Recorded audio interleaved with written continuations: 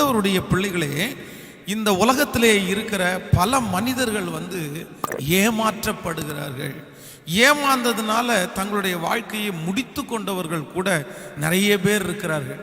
எங்கேயோ இருக்க வேண்டியவங்க, எவ்வளோ பெரிய வாழ்க்கை வாழ வேண்டியவங்க, சிலர் ஏமாற்றப்பட்டு வாழ்க்கையிலே ஒன்றுமில்லாமல் போன பலரை என்னுடைய ஊழியத்திலே பார்த்திருக்கிறேன்.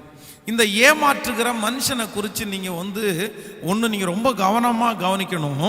ஒரு மனுஷனை ஒருத்தன் ஏமாத்துறது எவ்வளோ தூரம் ஏமாற்றுவான், கொஞ்ச நாள் ஏமாற்றுவாங்க, அதுக்கப்புறம் ஏமாற்ற மாட்டாங்க அப்படின்னு எல்லாம் நினைக்க முடியாது. நீங்கள் ஒன்றும் இல்லாமல் போகிற வரைக்கும், அதான் நான் சொன்னேனே, சாகிற வரைக்குமே ஒரு மனுஷன் உங்களை ஏமாற்றுவான்.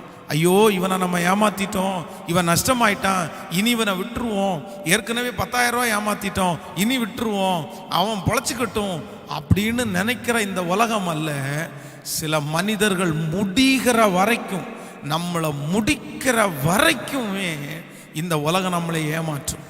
அதனால ஒரு தேவனுடைய பிள்ளைகள் ஏமாறாமல் ஜாக்கிரதையா இருக்க வேண்டும். அதைத்தான் நான் இதற்கு ஆதாரணமான ஒரு வசனத்தை ஆண்டவர் நம்மோடு கூட கர்த்தர் பேசினார்.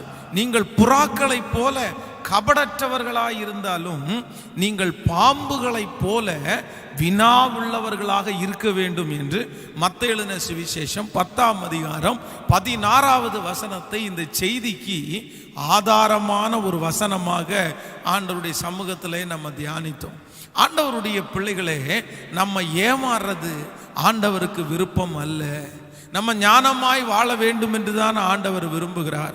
யாரிடத்திலும் ஆண்டவருடைய பிள்ளைகள் ஏமாந்து போகக்கூடாது என்கிறதிலே ஆண்டவர் கவனம் உள்ளவராய் இருக்கிறார்.